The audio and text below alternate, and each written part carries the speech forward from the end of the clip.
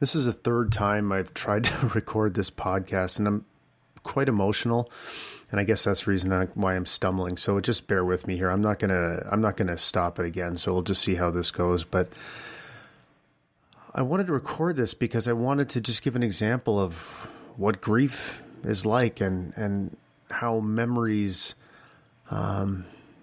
can sort of sneak up on you and cause me to become really emotional at moments when I least expect it. And I've accepted that that's how it works, but still, it's almost 8 years after Cindy's death, and it still happens. And I guess I just wanted to tell you this little story about tonight because, I don't know, maybe it'll make it okay if you've lost somebody, to feel these things too, or to know that, I don't know, just to know that there's no manual and it's not linear, and fuck, you never know when it's going to happen. But anyways, I went to this, I can't even remember if I said this or not, but I went to this dance performance at Chloe, my older daughter's high school. And so her and I and Melody went to it, and it was about mental health, which was interesting. But, I'll be honest, I'm not typically a dance lover.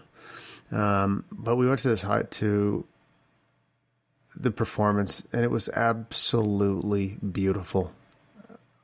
But one of the main performers is a girl or young woman in grade 12, and Chloe told me that she lost her dad in a boating accident this summer, and her character that she was playing was depression, or the role that she was playing was depicting depression in its different forms. And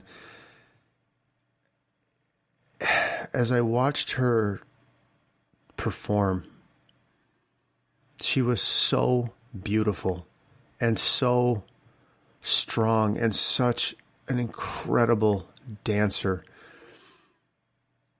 And I found myself just mesmerized by her. And I started thinking, as I'm watching her perform, that her dad is never going to get to see her dance again. And it made me incredibly sad. I mean, part of me as a dad, I don't know, imagine that happening to me, and, my daughter's performing and me not being there, I guess. But it also made me think of my friend Michelle and her husband Daryl, my friend who was killed in a car accident in October, and the fact that her daughter's a dancer, and her mom will never watch her dance again. And I thought of Cindy and how she will never see her daughters dance. And I can easily see them being on that stage. And it just made me so sad. I was actually in the dark in this auditorium at a high school with tears rolling down my face because it's fucking sad. And I don't know. I don't really know what else to say. It's just,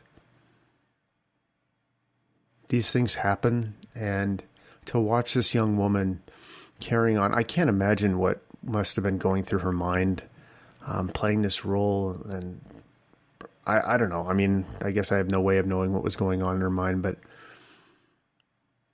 bad things happen. Or things happen, and those things can be traumatic, and they can be very, very sad. And that sadness can creep up on you and, show itself at moments when you least expect it. And I guess if I've learned anything, and I guess that's why I just decided to come home and record this, is just to tell you that, again, it's been almost 8 years since she died, and the girls were little kids. They're young adult, young women, teenagers, young women at this point, and it almost seems like another lifetime. In fact, most of the time it seems like another lifetime, except when it doesn't. And when it doesn't, it fucking hurts. And I know that, and I don't try to hide from that anymore. So I guess I'm not even sure if there's a lesson here, or maybe it's just me wanting to get this off my chest because I really haven't felt this kind of emotion in a little while about this. And yeah, like, I don't know. I guess that's it. I think I'm going to go to bed now. So thanks for listening. And just know that if you've lost someone,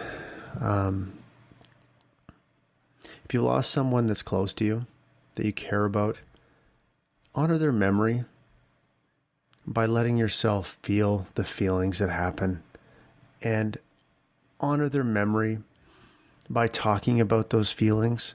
So if somebody else is feeling them, they feel safe to talk about them too.